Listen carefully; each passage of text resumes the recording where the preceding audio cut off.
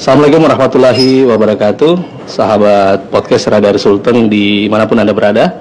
Kembali kami redaksi Radar Sulteng hadir dalam program acara Radar Sulteng Podcast Show. Kali ini kita selama beberapa menit ke depan coba ingin berdiskusi tentang tema tentang perempuan dan dunia politik, apa hambatan dan juga rintangannya. Seperti kita ketahui bersama bahwa pemerintah maupun berbagai elemen perempuan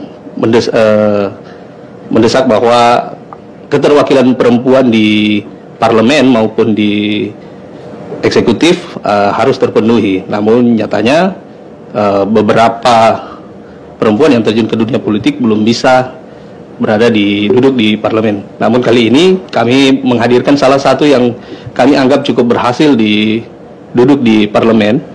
Beliau, saya sebutkan namanya, Haja Wardah Daeng Mamala. Selamat sore, Ibu.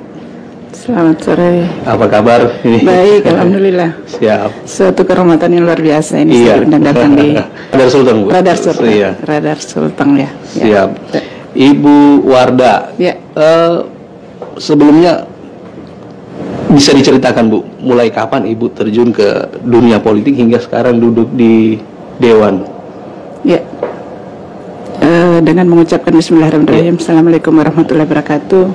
Yang saya hormati teman-teman dari podcast ya. Iya. Radar Sulteng yang sudah mengundang saya, suatu kehormatan yang luar biasa buat saya bisa hadir di tempat ini. Walaupun sedikit lagi kita berbuka puasa ya. Ya, menanggapi pertanyaan tadi bahwa kenapa saya sampai hari ini tiba di dunia politik selama 3 periode, itu tidak serta-merta saya langsung ke dunia politik, tapi saya banyak berorganisasi. Jadi kuliah di Jogja, organisasi HMI, organisasi Muhammadiyah, digabung-gabung, KNPI dan sebagainya ya. Dan makanya saya waktu di masa kuliah itu agak lama. Agak lama karena banyak organisasinya. Dan saya berbangga bahwa dengan suatu organisasi yang saya geluti, mudah saya untuk ke dunia politik, karena dunia politik itu banyak bergaul dan banyak berbicara. Nah, kalau di organisasi itu memang diajarkan bergaul dan berbicara. Makanya di dunia politik ini kita dibayar karena kita punya bicara-bicara ya. Nah, tidak serta-merta ke sana ke dunia politik, karena memang di dunia politik itu bagi perempuan agak langka dan suatu pandangan masyarakat, apalagi saya tinggal di suatu pedalaman ya, anggaplah itu sudah suatu pedalaman, tempat yang agak terpencil pada waktu itu, Morowali ya. Saya dibesarkan di Kolonodale, di satu desa Taman Usi namanya. Terus saya hijrah ke Kolonodale dan kuliah di Poso, Unsimar, dan organisasi sampai ke Jogja dan membawa saya ke Surabaya, menikah di Surabaya, dan terus menggeluti dunia organisasi, dan saya ke Morowali di tahun 2009 ya. Balik kampung 2009. Balik kampung itu 2008. 2008 1 tahun mempersiapkan diri, yang mana saya lama betul di luar di Jawa ya. Mempersiapkan diri untuk maju dalam waktu 1 tahun, dan alhamdulillah setelah 2008-2009 pencalonan, dan saya terpilih suara terbanyak pada waktu itu dari 175 caleg. Morowali ya, Morowali pertama ya, pemekaran Poso. Terus itu di tahun 2014 kita sudah mulai menggalang pencalekan lagi ya. Memang agak susah perempuan ini untuk terjun ke dunia politik. Beda sih suksesnya perempuan dengan suksesnya laki-laki. Suksesnya perempuan itu selalu dianggap negatif. Nah, apa sih perempuan kata gitu. Tapi suksesnya laki-laki itu banyak selalu diberikan apresiasi. Tetapi ada semacam close kaca ya. Kaca pembatas bahwa beda ini laki-laki dan perempuan. Walaupun itu orangnya sama, tapi yang membedakan hanya jenisnya saja, jenis laki-laki dan perempuan. Tetapi setelah Ibu Megawati dilantik sebagai presiden pertama, terus ada Sri Mulyani, ada Ibu Risma, ada Puan, dan kami juga ini adalah Megawati yang belakangan muncul ya. Dan saya terinspirasi dari beberapa tokoh perempuan bahwa perempuan itu tidak hanya di rumah melayani suami dan membesarkan anak, tetapi saya belajar bahwa negara ini butuh perempuan untuk berpolitik. Nah, jadi perempuan itu butuh politik dan politik itu butuh perempuan sebenarnya ya. Jadi saya waktu itu mulai pencalekan memang agak susah untuk mencari keterwakilan gender itu 30%. Dan sampai sekarang itu kita secara global Indonesia itu belum mencapai 30% keterwakilan perempuan di parlemen. Ya. Kita mulai mendekati. Terus agak susahnya mungkin perempuan itu kurang percaya diri saja bahwa saya tidak mampu. Sesungguhnya kita ini mampu, kita mampu karena saya juga berangkat dari ketidakmampuan menghadapi orang, menghadapi masyarakat, tidak mampu. Tapi setelah saya menghimbau bahwa tidak ada susahnya kita itu ke dunia politik sepanjang kita tidak mengabaikan kodrat kita sebagai perempuan. Betul. Tidak ada masalah bahwa undang-undang sudah mengatur kita bahwa keterwakilan gender itu dilindungi dalam undang-undang. Peraturan Presiden nomor 20 tahun 2015 kalau nggak salah. Kalau nggak salah itu. Ya, baik, Bu Wardah kan tidak ujuk-ujuk langsung duduk di parlemen, tentu menjadi kader partai dahulu. Ya, selama jadi kader partai itu Bu, apakah ada semacam sekolah politik khusus untuk perempuan di partai yang Ibu naungi? Setiap tahun kita itu ada pendidikan partai namanya pendidikan partai. Tapi itu kebanyakan sering digabung antara laki-laki dan perempuan. Tinggal kita bisa pisahkan mana konsep perempuan, mana konsep laki-laki. Tentunya di sana ada namanya Serikandi. Terus setiap berapa bulan ada lagi pelatihan pendidikan fisik, mental, menghadapi orang, itu barangkali ya yang sering dilakukan di partai-partai. Namun sebelum saya ke Golkar ini kan baru periode ini. Sebelumnya saya 2 periode 10 tahun di Hanura dan sebagai ketua PHC Hanura Kabupaten Morowali dan Morowali Utara pada saat itu. Dan banyak pendidikan perempuan di bidang politik yang kita laksanakan pada waktu itu, sehingga proses pencalekannya kita di periode kedua dan ketiga itu Morowali sudah mencapai lebih daripada 30% dari 25 kursi ya. Morowali Utara, Morowali Utara. Jadi partisipasi wanita di sana untuk terjun ke dunia politik mewakili 30%. 30%, ya. Ibu, terus dari pengamatan Ibu kan yang mungkin dinilai orang berhasil karena sampai 3 periode di parlemen. Ini dari pengamatan Ibu, banyaknya perempuan yang menjadi kader partai kemudian belum beruntung atau belum berhasil ke parlemen ataupun duduk sebagai kepala daerah ini, apa Ibu kendalanya sebenarnya yang krusial yang harus?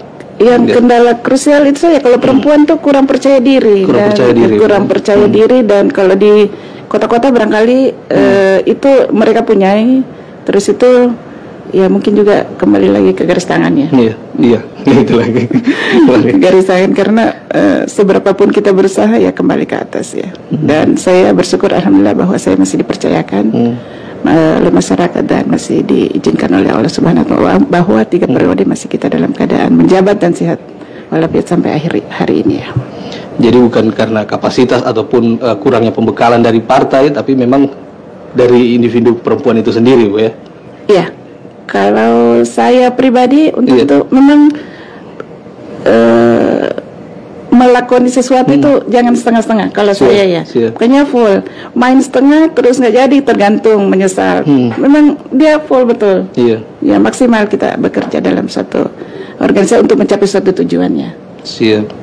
Oke Bu, ini di Morot berarti tadi sudah lewat 30% keterwakilan perempuan Bu ya? Dari 25 itu 7 kursi perempuan. 7 kursi? 7 kursi perempuan dan dipimpin oleh perempuan sebagai ketua DPR. Dan suatu hal yang membanggakan juga, ternyata Ibu juga ketua Golkar Bu ya? Golkar Morowali Utara. Alhamdulillah baru terpilih 2 bulan yang lalu. 2 bulan yang lalu.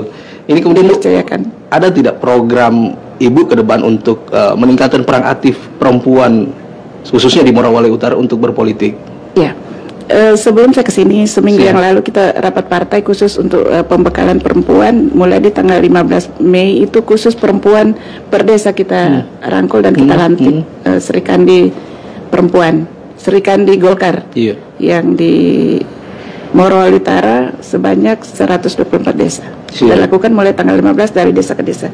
Kita mau lihat kapasitas kemampuan perempuan dan kita mulai sortir yang mana yang menonjol. Coba kita rangkul dalam suatu caleg dan kita buat pelatihan atau suatu pendidikan. Saya mau buka ruang di sana khusus perempuan, pendidikan perempuan untuk organisasi. Dan kita kuatkan mentalnya untuk bisa berorganisasi untuk terjun ke dunia politik, karena keterwakilan tadi itu peraturan yang di undang-undang peraturan presiden itu yang kita belum mencukupi sampai hari. Apalagi ketika mereka profesinya hanya ibu rumah tangga, dia belum bisa mandiri untuk membiayai dirinya sendiri. Ini kan kadang-kala ya tadi Ibu sampaikan belum ada kepercayaan diri. Itu untuk menduga itu seperti apa, Bu? Emak-emak ini untuk bisa berpolitik dari Ibu sendiri. Melalui pelatihan-pelatihan kita ajarkan dunia politik, kita beri gambaran bahwa tidak susah loh orang itu duduk di parlemen atau terjun di dunia politik. Selalu diberikan pembekalan dan terutama ini diberi kepercayaan diri kepada mereka, meyakinkan bahwa itu bukan suatu hal yang susah kok. Betul. Buktinya saya bisa mengurusi anak saya 2 sudah sekolah di luar, terus punya usaha juga, bisa juga bisa juga bawa partai, bisa juga duduk di parlemen, semua saya kerjakan. Jadi peran sebagai ibu rumah tangga juga tidak akan hilang. Tanpa saya melupakan bahwa saya ini seorang istri kodrat perempuan ya. Tanggung jawab kita sebagai istri dan sebagai ibu. Siap. Bu Wardah, Ibu Wardah kan sudah 3 periode di sana. Ini Ibu pakai pendekatan apa sebenarnya ke masyarakat sampai Ibu bisa terpilih lagi nih, Bu? Mungkin komitmen saja. Komitmen, Bu, komitmen saya, dan sampai hari ini mereka simpati, mereka harapkan bahwa kita masih terus tetap memperhatikan dan itu bertahan karena hanya satu komitmen. Satu komitmen. Siap. Ini Bu menuju pemilu 2024 ini sudah tinggal menghitung tahun lagi ya, Bu. Ibu kan tidak mungkin mencalonkan lagi atau naik level, Bu. Apakah DPR provinsi ataukah jadi kepala daerah di Morowali ini? Ibu mau mengukir sejarah atau seperti apa, Ibu? Kalau ke provinsi barangkali saya masih punya janji-janji politik yang belum terlunasi di konstituen saya ya, sampai dengan 3 periode ini, karena begitu banyak orang bergantung dan mengharapkan menggantungkan harapan di pundak saya ya. Jadi ini kan pencalekan dulu baru pilkada.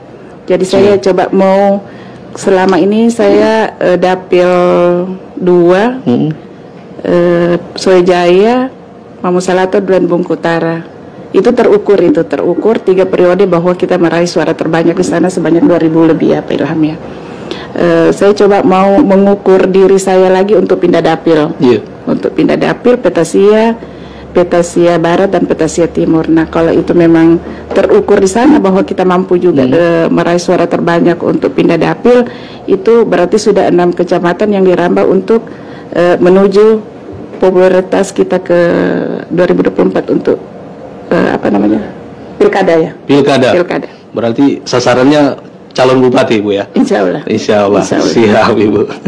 Ini, Bu, satu lagi mungkin selama Ibu duduk di parlemen ini, ada tidak, Bu, hal-hal diskriminatif yang dilakukan sesama anggota dewan, misalnya pengambilan kebijakan ataupun pengambilan keputusan maupun produk legislasi yang Ibu rasa diskriminatif begitu di lembaga, dua konstitusi yang berbeda antara Pemda dan legislatif ya. Legislatif. Biasa itu. Biasa soal penganggaran, karena masing-masing anggota DPR ini ingin bawa anggarannya ke daerah konstituennya sesuai sumpah jabatannya ya. Tapi walaupun seperti itu selalu ada kata musyawarah mufakat. Sehingga terjalin namanya mitra antara Pemda dan DPR. Tidak ada masalah. Tidak ada masalah, Bu ya. Walaupun Ibu perempuan. Bu, kemudian produk legislasi dari kalau Ibu tadi sampaikan bahwa 30% dari jumlah anggota dewan itu adalah perempuan. Adakah tidak Bu produk legislasi yang melibatkan atau misalnya dalam musrembang misalnya melibatkan perempuan di dalamnya, tapi dia semacam produk legislasi dari DPR Bu? Ada tidak itu Bu? Kebetulan saya ketua pelibatan perempuan Bapim Perda. Bapim Perda yang membuat berapa ratus perda yang sudah kita buat ya. Termasuk hak-hak perempuan. Hak-hak perempuan. Hak-hak perempuan. Terus KDRT apa semua dilindungi dalam perda itu. Contohnya Bu, perda KDRT. Dan perlindungan anak dan perempuan. Ya, perlindungan anak dan perempuan. Iya. Oke, Ibu mungkin ini kan Ibu sudah sampaikan tadi bahwa Pak akan maju sebagai bupati. Ini apa yang memotivasi Ibu sebenarnya untuk maju sebagai bupati Morowali Utara? Yang memotivasi saya, daerah saya yang begitu memprihatinkan yang saat ini kalau dilihat dari sisi ekonomi, wah kaya banget ini Morowali Utara. Iya, betul. Ada perkebunannya di mana-mana, ada tambangnya di mana-mana, PAD-nya naik. Tapi kita tidak tahu PAD itu kemana, menguap kemana, masuk kemana, kita tidak tahu. Nah, coba kita mau tata ini bahwa PAD dari tambang ABC, termasuk saya yang punya tambangnya. Tetapi pajaknya kemana-mana juga kita tidak tahu. Karena beberapa pulau IUP yang ada di Morowali Utara itu masih diterbitkan di Morowali pada waktu itu ya, sehingga pajaknya tidak kita membayar ke Morowali Utaranya, tapi kita membayar ke Morowali. Ya, jadi itu mungkin salah satu yang harus kita tekan. Pemerintah saat ini harusnya mulai menata ini, harus memperhatikan atau mengurusi untuk bagaimana perpindahan pajak itu. Tidak harus kita, walaupun IUP itu beralamat di Morowali, tapi pajaknya harus terbayar di Morowali, karena kita menggali hasil bumi dan lain sebagainya, penghasilan kita ada di Morowali Utara. Siap, jadi memang masyarakat luas belum merasakan hadirnya investor-investor yang ada di Morowali Utara. Ini kembali lagi Bu ke isu perempuan nih Bu. Bagaimana sebenarnya partai ataupun pemerintah dalam hal ini ke Kesbangpol untuk menggugah perempuan berpolitik Bu? Dari kacamata Ibu seperti apa sih seharusnya Bu? Kalau dari pemerintah, dari pusat, provinsi sampai daerah ini maksimal untuk melakukan tadi itu pendidikan partai. Bahkan kita di APBD itu menganggarkan itu. Ada itu Bu? Ada. Kebetulan saya di Komisi 2 dulu menangani ini ibu-ibu PKK. Jadi ibu PKK ini kita bawa ke daerah Jogja, ke daerah mana untuk studi Bandung. Studi banding inilah perempuan-perempuan yang ada di kota. Iya, mereka bisa berdaya sendiri, bisa ikut di dunia politik. Alhamdulillah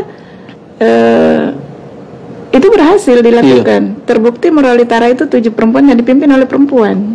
Iya. Dari itu hasil dari pendidikan partai itu ya, lewat PKK kemarin, lewat ibu-ibu bupati, ibu coba ini bikin program, nanti saya di DPR anggarkan sekian, berapa ibu-ibu yang harus diberangkatkan, 30, ada 50, Jakarta, di Bandung, di mana lah ada perempuan-perempuan yang banyak berprestasi. Surabaya kemarin kita bawa ketemu dengan Ibu Risma, menggali lagi ilmunya Ibu Risma kok sederhana, kok bisa sampai gini.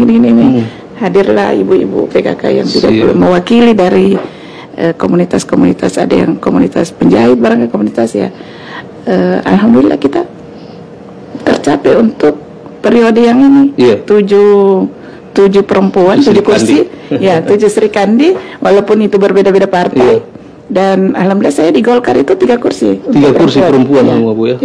Termasuk ketua DPR. Termasuk ketua DPR. Siap. Oke Bu, ini terakhir Bu, mungkin ada tips untuk perempuan-perempuan di luar sana yang ini kan pemilu 2024 semakin dekat. Tips-tipsnya dari Ibu agar mereka berpolitik kemudian bisa duduk di bangku parlemen ataupun menjadi kepala daerah. Seperti apa Ibu? Berangkat dari pengalaman saya menghimbau kepada kaum hawa bahwa politik itu indah kok, tidak susah. Jangan takut terjun ke dunia politik. Itu saya kutip dari bahasanya Puan Maharani. Kenapa kita harus takut? Kaca pembatas kita yang kemarin bahwa sakral betul atau dianggap suatu barang antik ketika perempuan itu terjun ke dunia politik, itu buat saya salah. Siap. Dan kaca pempecah itu sudah dipecahkan sama Ibu Megawati setelah dia dilantik sebagai presiden pertama wanita. Dan saya berkaca dari situ dan mengambil ilmu banyak dari situ, bahwa ternyata kita harus setara dengan laki-laki. Betul. Bahwa tidak lagi ada lagu bahwa perempuan apa kemarin yang dijajah oleh pria. Bahwa kita mampu dan berkapasitas untuk setara dengan laki-laki. Siap. Itu tadi ya Bu, perempuan jangan takut berpolitik karena politik itu sebenarnya indah. Iya. Cuma ya orang-orangnya yang siap. Enak gitu. Siap. Oke, baik, terima kasih Bu. Ini kita keterbatasan waktu juga sudah mau masuk waktu berbuka. Mungkin kita bisa bertemu di lain kesempatan, Bu Wardah. Terima kasih banyak sudah hadir di Radar Sulteng. Siap. Terima kasih, saya juga ucapkan terima kasih banyak. Walaupun saya menyita di tengah kesibukan Ibu kita yang minta waktu ini, makanya agak malu tadi. Saya minta maaf karena tadi ketemu. Ya, kita paham juga karena kesibukan Ketua Golkar. Oke, baik. Siap. Baik, pemirsa Radar Sulteng Podcast Show dimanapun Anda berada, itu tadi diskusi singkat kita dengan Ibu Wardah, anggota DPRD Kabupaten Morowali Utara dan juga Ketua Golkar Morowali Utara. Banyak manfaat yang kita bisa dengarkan tadi dari Ibu, bahwa perempuan juga bisa berpolitik dan politik itu sebenarnya indah, dan siapa saja boleh berpolitik asalkan dengan koridor-koridor yang ada. Saya Agung Sumanjaya izin pamit. Kita kembali lagi nanti di lain kesempatan dan tema yang berbeda. Wassalamualaikum warahmatullahi wabarakatuh. Waalaikumsalam.